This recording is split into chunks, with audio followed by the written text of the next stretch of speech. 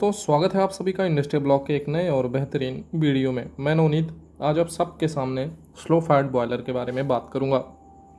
आज हम slow fired boiler का टेक्निकल स्पेसिफिकेशन देखेंगे। स्लो फायर्ड बॉयलर में कौन कौन से पार्ट्स होते हैं, क्यों होते हैं, क्या होता है, इन सभी चीज़ों के बारे में बात करेंगे। इतना ही नहीं, सबसे ज़्यादा इंपॉर्टेंट, मैं किसी एक प्लांट के टेक्निकल स्पेसिफिकेशन या डिटेल्स आपको नहीं दूंगा, जबकि मैं आपको सात प्लांट के टेक्निकल स्पेसिफिकेशन और डिटेल्स दूंगा, और 7 ऐसे प्लांट जिनको इज्जेक अपना मास्टर प्लांट समझता है। तो चलिए शुरू करते हैं आज का ये वीडियो स्लो फायर्ड बॉयलर के ऊपर डेडिकेटेड, और इज्जेक हैवी इंजीनियरिंग की टोटल पूरी बेस टेक्नोलॉजी क्या है, इन सभी चीज़ों के बारे में बात करेंगे। इससे पहले यदि आप नए हैं तो please subscribe the channel and press the bell icon. हाँ, इसी तरीके की बेहतरीन वीडियोज़ मैं लेकर के आता रहता हूँ। चलिए शुरू करते हैं आज का ये वीडियो। सबसे पहले अगर हम मैप की बात करें, प्रेजेंटेशन रोड मैप का मतलब एक ऐसा तरीका जिससे हम ये समझ सके कि हम आज क्या बात करने जा रहे हैं। तो हम कंपनी का ओवरव्यू देखेंगे, ये हमारे लिए इंपॉर्टेंट नहीं है, फिर भी इज्जेक की सारी इंजीनियरिंग है तो इस पर भी बात करेंगे। स्लो फायर्ड बॉयलर इज्जेक का क्या होता है और insides of slow fired boiler या इज्जेक का इनसाइड्स क्या है, इन सब चीज़ों के बारे में हम बात करेंगे। चलिए शुरू करते हैं सबसे पहले कंपनी के बारे में। इज्जेक हैवी इंजीनियरिंग जो है वो 1933 ईस्वी में इसका इनाग्रेशन हुआ था। कैलिफोर्निया, यूएसए और जर्मनी, इन सब जगहों पे ये अपना प्लांट लगा चुका है। सबसे पहला इसकी जो खुद की प्लांट फैकल्टी है वो यमुनानगर में है, रतनगढ़ में है, दहेज में है, मुजफ्फरनगर में है, बवाल और गुड़गांव में है। इसकी इंजीनियरिंग ऑफिस जो है वो नोएडा, चेन्नई, पुणे, यमुनानगर में है। ये ग्लोबली हमेशा 85 कंट्रीज में अपने छाप छोड़ चुका है, अपने 85 कंपनीज में यह जाकर के काम कर चुका है। चलिए अब हम बात करेंगे स्पेंट वाश बॉयलर, जो कि नेक्स्ट जनरेशन है एक स्लो फायर्ड बॉयलर के लिए। ये एक ऐसी टेक्नोलॉजी है जो स्लो फायर्ड बॉयलर एक ऐसी टेक्नोलॉजी है जो डिस्टिलरी को एक नई दिशा प्रोवाइड की है। चलिए बात करते हैं what is the spent wash या स्लो। सबसे पहले an effluent process what's waste of molasses based distillery. ऐसी डिस्टिलरी जो मोलासेस बेस्ड होती है, उनकी जो वेस्टेज होते हैं उनको हम यूज करते हैं। Hazardous for the direct disposal of environment में उन्हें डायरेक्टली डिस्पोज करना बहुत ही ज़्यादा नुकसानदायक होता है। दूसरी चीज़, हम इसी से ये प्रॉफिट यूज़ करते हैं उसको जलाने का, बर्न करने का। एक स्लो फायर्ड बॉयलर के क्या क्या कंडीशंस होते हैं उनकी बात करें तो इसका एसिडिटिक, BOD, COD और हाई मॉइस्चर, इन सब चीज़ों के बारे में हम बात करेंगे।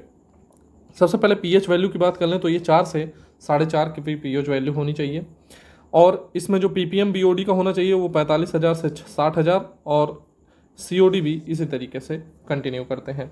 इस पूरे डाटा को आप मोस्टली रट जाइए, याद कर लीजिए या कुछ भी कर लीजिए, ये इम्पॉर्टेंट है हर एक इंटरव्यूअर के लिए। अगर इंटरव्यूअर खुद पढ़ा लिखा है, अच्छा खासा जानकारी रखता है, तो वो ये क्वेश्चन जरूर पूछ सकता है। चलिए आगे बढ़ते हैं। ये सारे इसके जीरो डिस्चार्ज के प्रोसेस हैं, इन सब चीज़ों के बारे में आप पढ़ लीजिएगा। जो सबसे ज़्यादा ज़रूरी है वो ये है कि एक आइडियल स्लो फायर्ड बॉयलर किस तरीके से लगता है, उसका ऑटोमेशन किस तरीके से होता है, उन चीज़ों के बारे में बात करेंगे। इज्जेक अपने बॉयलर को ट्रेवलिंग ग्रेड का भी बॉयलर नाम देता है, स्लोप का भी नाम देता है, और स्पेंट वाश बॉयलर का भी नाम देता है। सबसे अच्छी बात ये होती है कि इनकी इंजीनियरिंग बिल्कुल एक लाइन से होती है, एक लाइन डायग्राम के थ्रू होती है, जैसा कि आप में दिख रहा है। ये पूरी जो बॉयलर है एक आइडियल कंस्ट्रक्टिव बॉयलर है जो ये इज्जेक वाले प्रोवाइड करवाते हैं। इसकी पूरी टेक्निकल स्पेसिफिकेशन हम आगे चल के बात करेंगे, सिर्फ एक नहीं, 7 बॉयलर्स के बारे में बात करेंगे, तो बिल्कुल बने रहिएगा, जाइएगा मत। अब अगर हम आगे बढ़ें तो इन्होंने कौन कौन से बॉयलर लगाए हैं उनकी बात कर लेते हैं। तो सबसे पहले ये है धरानी सुगर्स विल्लुपुरम में। ये स्लोप विथ बगास है, कोल सपोर्टिव फूल एलिमेंट के तौर पर भी यूज किया जाएगा। ये आइडियल कंस्ट्रक्टिव है। आइडियल कंस्ट्रक्टिव का मतलब ये हो गया कि एक स्लो फायर्ड बॉयलर को किस हिसाब से हम कंस्ट्रक्शन दें, किस हिसाब से उसका इरेक्शन एंड कमीशनिंग करवाएं कि स्लो फायर्ड एक अच्छा बॉयलर के एक इसकी इफिशियंसी अच्छी निकल करके आएगी, वो इस तरीके से। ये 32 TPH का प्लांट है। इसका वर्किंग के प्रेशर जो है वो 35 kg है, 380 डिग्री सेंटीग्रेड इसका वर्किंग टेम्परेचर है। ये तो है हमारा धरानी सुगर विल्लुपुरम का। आगे बढ़ें तो इसी तरीके से हमारे पास ये टेक्निकल स्पेसिफिकेशन आ गया धरानी सुगर का। चलिए देख लेते हैं क्या कहना चाह रहा है। स्टीम फ्लो जो है वो 32 का है, मतलब इसकी पावर रेटिंग हो गई, और MSSB का स्टीम प्रेशर 35 kg का है और इकोनोमाइजर का प्रेशर 150 kg का है फीड वाटर का। और दूसरा जो सबसे ज़्यादा इंपॉर्टेंट है वो टेम्परेचर है स्टीम का, मेन स्टीम लाइन का, वो 380 है। ये इसके कंडीशंस हैं क्या, अगर हम बगास चलाएंगे तो 50% बगास और 50% स्लोप, कोल पर चलाएंगे तो 50% बगास 100% और 100% कोल पर चल सकता है। इसके बारे में हम थोड़ा सा जानकारी ले लेते हैं, मैं क्या कहना चाह रहा हूँ। अगर कोई भी स्लो फायर्ड बॉयलर है, सॉरी मैं इसको थोड़ा डार्क कर दिया हूँ, इसको छोटा कर देते हैं, ये रहा। सबसे पहली बात, हम किन किन स्टीम पर किन किन वैल्यूज़ पर हम चला सकते हैं। तो सबसे पहले हम स्लोप प्लस बगास पर चला सकते हैं, कोल प्लस बगास पर चला सकते हैं, बगास प्लस बगास पर चला सकते हैं, और कोल प्लस कोल पर चला सकते हैं। इन ड्यूरेशन में 50-50% का आप डिस्ट्रीब्यूशन कर लीजिए और यही इसका कंस्ट्रक्टिव फ्यूल कंजप्शन होता है 50-50% का। आगे बढ़ें तो स्लोप की क्वांटिटी जो है वो 50 से 55 से 60 की ब्रिक्स की होनी चाहिए। सबसे ज़्यादा जरूरी यही होता है। ब्रिक्स क्या होता है मैंने अपने पिछले वीडियोज़ में बता दिया है, उसकी लिंक मैं नीचे डिस्क्रिप्शन में दिया हुआ हूँ, जाकर के जरूर चेकआउट करिएगा। डस्ट कंस्ट्रक्शन जो ESP के आउटलेट पे है वो 100 होना चाहिए। ये भी मैंने बताया है किस तरीके से इसको कैलकुलेट करते हैं, क्या चीज़ें ESP वाले वीडियो में, वो भी जाके देखिएगा। अगला इनका जो बॉयलर है वो है Mumias sugar Kenya, slow fight bagasse है, क्लोल सपोर्टिंग फ्यूल में है, कंजप्शन कमीशनिंग सितंबर 2012 में इसका। अब अगर हम इसके टेक्निकल स्पेसिफिकेशन की बात करें तो 32 TPH का ये बॉयलर है, 45 kg इसका वर्किंग प्रेशर है, 400 डिग्री टेम्परेचर इसका वर्किंग टेम्परेचर है। इसी तरीके से ये क्या लिखा है, मुमियाज सुगर्स केन्या में है। आगे बढ़ते हैं, इसका टेक्निकल स्पेसिफिकेशन पढ़ लेते हैं। ये स्टीम फ्लो है 22 kg का, इसका वर्किंग प्रेशर जो है वो 45 है, 400 डिग्री इसका टेम्परेचर है और 150 डिग्री इसका टेम्परेचर फीड वाटर का है।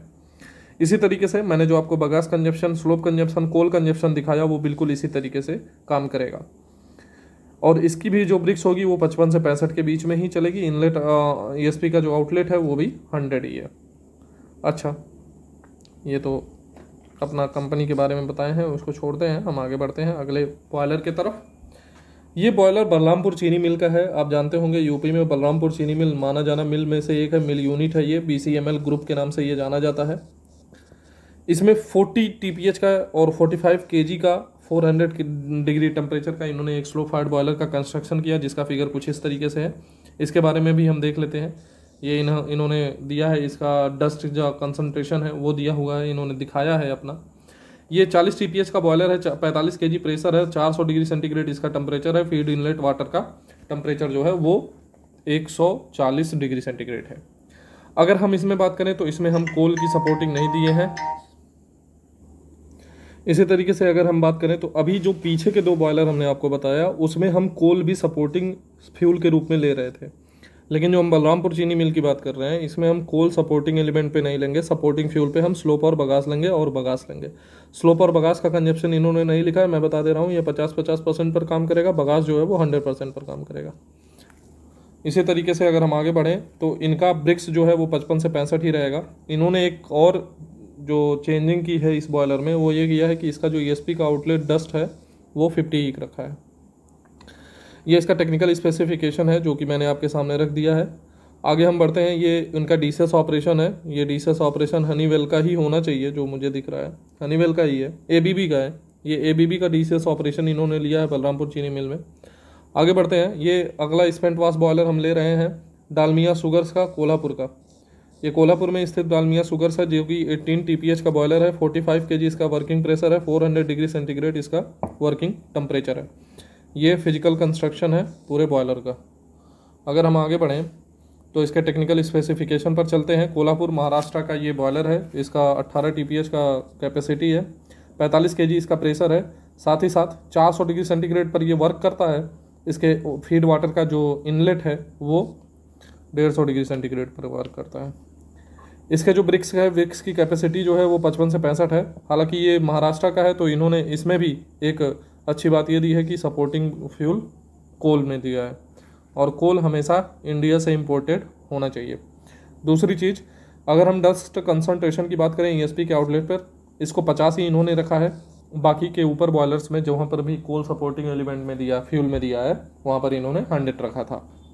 चलिए अगला जो है वो है Madhucon sugar and power Telangana का है। ये 24 TPH का बॉयलर है, 45 वर्किंग टेम्परेचर है, 390 डिग्री सेंटीग्रेड वर्किंग कैपेसिटी है। इसी तरीके से आगे इसका टेक्निकल स्पेसिफिकेशन की तरफ बढ़ते हैं तो यह 24 TPH का बॉयलर है, 45 kg इसका प्रेशर है, 390 डिग्री सेंटीग्रेड पर इसका वर्किंग प्रेशर है। इसमें भी इन्होंने कोल सपोर्टिव एलिमेंट में दिया है और इसका डस्ट का जो आउटलेट कंसंट्रेशन है उसको भी केवल ही 50 रखा है। ठीक है दोस्तों, इसी तरीके से इन्होंने एक लिस्ट प्रोवाइड की है जिसमें कमीशनिंग ईयर के साथ साथ इन्होंने पूरा टेक्निकल स्पेसिफिकेशन दिया है अपने कस्टमर्स का, जिसमें इन्होंने Shri Sai Priya sugar limited Karnataka, Balrampur Chini mill Uttar Pradesh, Dharani sugar and chemicals Tamil Nadu, Madhucon sugar and power Telangana, Indreshwar sugar mills Maharashtra, Mumias sugars Kenya and Dalmia sugars Kolhapur के बारे में बताया है। इसकी कमीशनिंग ईयर इस तरीके से है। सबसे लेटेस्ट जो इन्होंने लगाया है वो मेरे हिसाब से जो सबसे लेटेस्ट ये लगा रहे हैं वो यमुनानगर में लगा रहे हैं, दिल्ली के यमुनानगर सिटी में। अब एडवांटेज इनके डिज़ाइन का क्या है, फ्लेक्सिबिलिटी है फ्यूल्स में। सही बात है, फ्यूल्स में फ्लेक्सिबिलिटी इस तरीके से है कि आप बगास के जगह पर राइस हस्क का भी यूज कर सकते हैं। दूसरी चीज़, आप इसमें वुड चिप्स का भी यूज कर सकते हैं और कोल्स का भी यूज कर सकते हैं। मिनिमम मेंटेनेंस अच्छी बात है, इजी टू ऑपरेट है, टेक्नोलॉजी अच्छी है, एडाप्टिव है, इनहेंस अप टाइम है। जी हाँ, क्लिंकर्स वगैरह थोड़ा कम बनते हैं, लेकिन क्लिंकर्स तो इनमें बनता ही है, फिर भी अन्य बॉयलर्स की अपेक्षा कम बनता है। थर्ड पास डिज़ाइन जो है इनका बहुत अच्छा है, इसको मैं भी मानता हूँ कि इनकी थर्ड पास जो डिजाइनिंग है वो बहुत अच्छी है।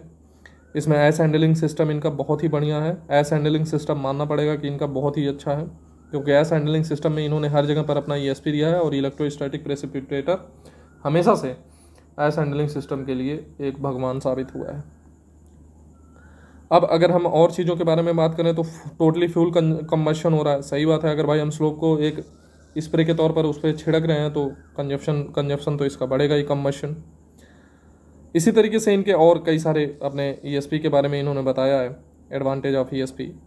तो उम्मीद करता हूँ कि ये वीडियो आपके लिए काफ़ी हेल्पफुल रही होगी। इसका पार्ट 2, अभी एक वीडियो बहुत लंबी जा रही है तो इसका हम पार्ट 2 भी लेकर के आने वाले हैं। तब तक आप इस वीडियो को देखिए। आशा करता हूँ कि ये वीडियो आप सभी के लिए एक हेल्पफुल वीडियो रही होगी और इसी तरीके की वीडियोस मैं लेकर के आता रहता हूँ, तो please subscribe the channel and please notification bell जरूर ऑन करिएगा और इसी तरीके की वीडियोस मैं लेकर के आता रहता हूँ, अपने दोस्तों तक जरूर शेयर करिए। कमेंट पर आप जरूर ये मेंशन करिए कि आपका नेक्स्ट टॉपिक क्या होना चाहिए, नेक्स्ट टॉपिक पर किस टॉपिक पर वीडियो होना चाहिए। किसी भी प्रकार की कोई भी दिक्कत आ रही है तो आप बेफिक्र होकर के कमेंट में नीचे कमेंट करिए, मैं कोशिश करूँगा हर कमेंट का आंसर देने के लिए। चलता हूँ, तब तक के लिए जय हिंद।